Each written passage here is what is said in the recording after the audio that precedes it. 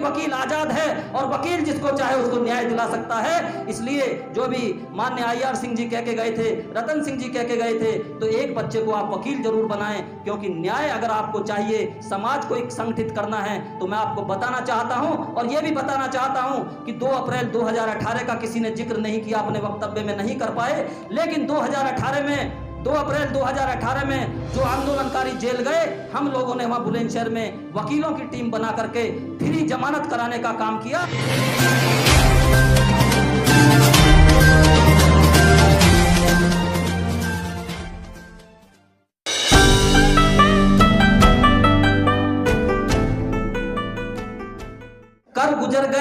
कर गुजर गए वो भीम थे, दुनिया को जगाने वाले भीम थे।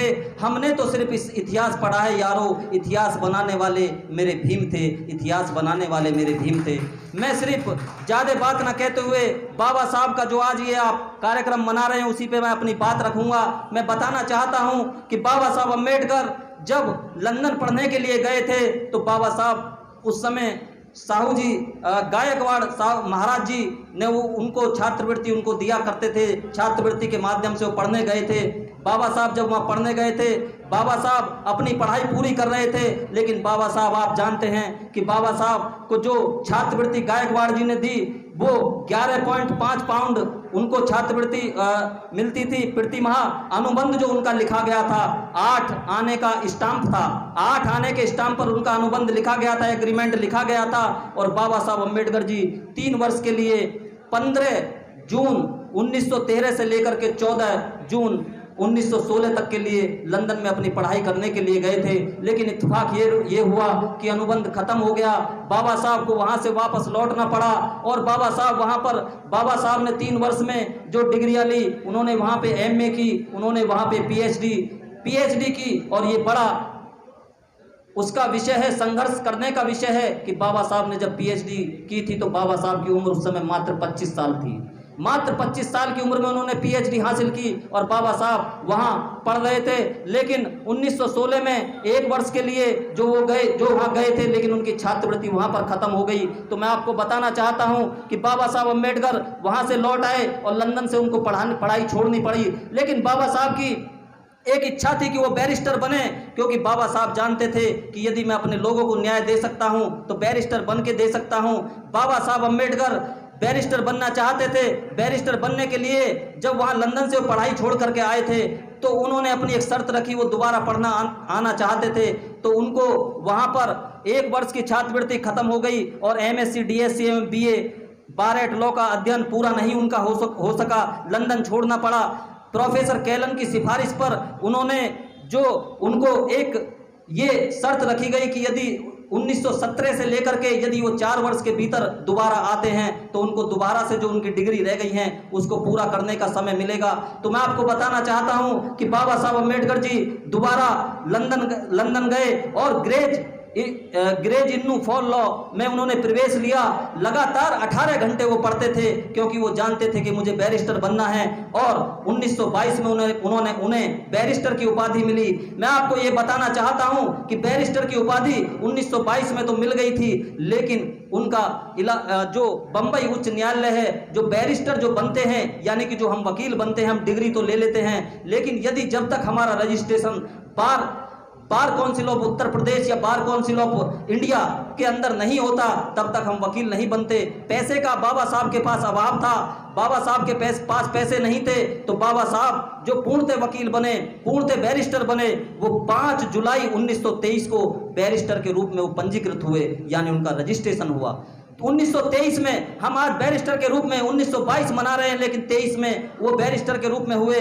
बाबा साहब खुद कहते थे, जब बाबा साहब ने वकालत शुरू की तो बाबा साहब कहते थे कि मैं इस पेशे को कर तो रहा हूं, लेकिन मैं जानता हूं क्योंकि ये हमारे समाज के पास पैसा नहीं है और मैं जो वकालत करूंगा तो मेरे पास पैसा भी नहीं आएगा, क्योंकि ये स्वर्णों का पैसा है, क्योंकि ये स्वर्णों का पेशा है और स्वर्णों के पास पैसा होता है, वो मेरे पास आएंगे नहीं तो मैं वकालत कैसे करूंगा। तो बाबा साहब अम्बेडकर जी ने मेहनत की।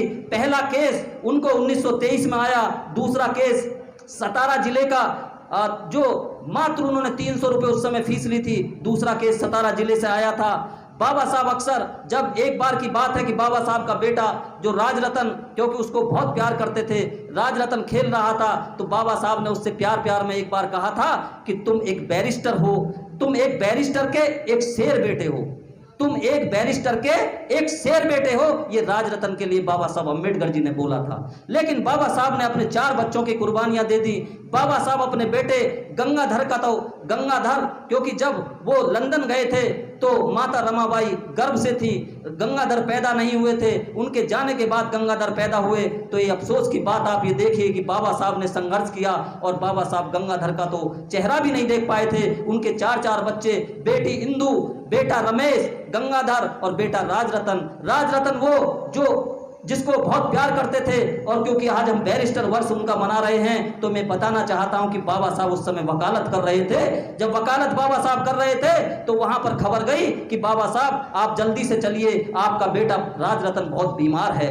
बाबा साहब दौड़े दौड़े आए, क्योंकि बाबा साहब को माता रमा दोनों बहुत प्यार करते थे। और बाबा साहब उससे कहा करते थे, देख रमा, एक दिन ये राजरतन इस देश पे राज करेगा। लेकिन जब बाबा साहब वहां से दौड़ के आए और अपने बेटी को गोदी में लिया, तो बाबा साहब के बेटे राजरतन ने दम तोड़ दिया। उस समय माता रमाबाई बहुत दुखी हुई थी और माता रमाबाई ने दुखी होकर उस दिन कहा था कि बाबा साहब आप तो कहते थे कि मेरा बेटा, हमारा बेटा इस देश पे राज करेगा, लेकिन आज वो आपकी समाज सेवा ने उसको लील लिया, वो दुनिया से चला गया, आज हमारे बच्चे नहीं हैं। तो बाबा साहब का आप जानते क्या कहना था। बाबा साहब ने कहा कि रमा तू चिंता मत कर, मैं एक ऐसा काम करके जाऊंगा, मैं पूरे देश में ऐसा काम करके जाऊंगा कि जो बेटा हर माँ की कोख से पैदा होगा वो इस देश पे राज करेगा, वो इस देश पे राज करेगा।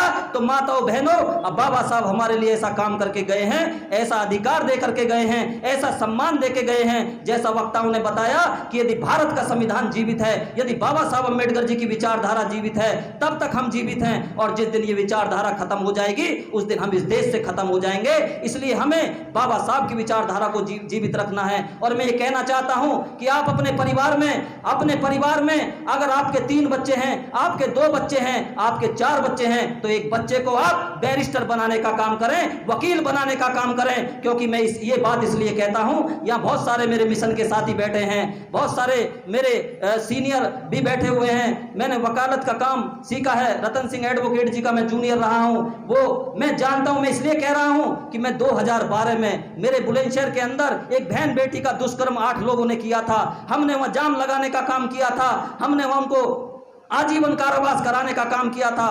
2 मुकदमे मेरे ऊपर 2014 में लिखे गए, वहां हमने जाम लगाने का काम किया था। मुझे फक्र होता है कि हम बाबा साहब की संतान हैं, और मुझे फक्र होता है कि हम बाबा साहब के पद चिन्हों पे चल करके बैरिस्टर बने हैं, एक वकील बने हैं। क्योंकि वकील आजाद है और वकील जिसको चाहे उसको न्याय दिला सकता है। इसलिए जो भी माननीय IR सिंह जी कह के गए थे, रतन सिंह जी कह के गए थे, तो एक बच्चे को आप वकील जरूर बनाएं। क्योंकि न्याय अगर आपको चाहिए, समाज को एक संगठित करना है, तो मैं आपको बताना चाहता हूं और यह भी बताना चाहता हूं कि 2 अप्रैल 2018 का किसी ने जिक्र नहीं किया, अपने वक्तव्य में नहीं कर पाए। लेकिन 2018 में 2 अप्रैल 2018 में जो आंदोलनकारी जेल गए, हम लोगों ने वहां बुलंदशहर में वकीलों की टीम बना करके फ्री जमानत कराने का काम किया। किसी से 1 रुपया नहीं लिया। 100 से ज्यादा लोग वहां पर गए थे। 2018 से पहले वकीलों की कोई भी टीम फ्री काम नहीं करती थी। अगर ये चलन तो 2018 से चला, और आज के समय में ये अच्छी बात है कि वकील संगठित है। अभी प्रोफेसर रतनलाल जी जेल गए, मनुवादियों ने उनको मारने पीटने की कोशिश की, लेकिन आपके बहुजन समाज के वकीलों में इतनी ताकत थी, उन्होंने उसको घेरा बना लिया और किसी ने हाथ नहीं लगने दिया। इसलिए आप अपने बच्चों को वकील जरूर बनाएं। और मैं अपनी बात ज्यादा ना कहते हुए, क्योंकि सभी बातें आ चुकी हैं, 2 बात कहते हुए मैं अपनी बात खत्म करता हूं, क्योंकि समय कम है और समय काफी हो चुका है और इस समय सभी को भूख भी लगी है। तो 2 लाइन कहते हुए मैं अपनी बात खत्म करता हूं। मैं मर जाऊं तो बस मेरी इतनी पहचान लिख देना, मैं मर जाऊं तो मेरी बस इतनी पहचान लिख देना, मेरे माथे पर, मेरे खून से मेरे माथे पर जय भीम लिख देना। अगर कोई पूछे जन्नत के बारे में, अगर कोई पूछे जन्नत के बारे में, तो एक कागज के टुकड़े पर भारत का संविधान लिख देना, भारत का संविधान लिख देना। नमो बुद्धाय, जय भीम, जय भारत, जय संविधान। बहुत बहुत धन्यवाद प्रदीप अशोक जी, आपने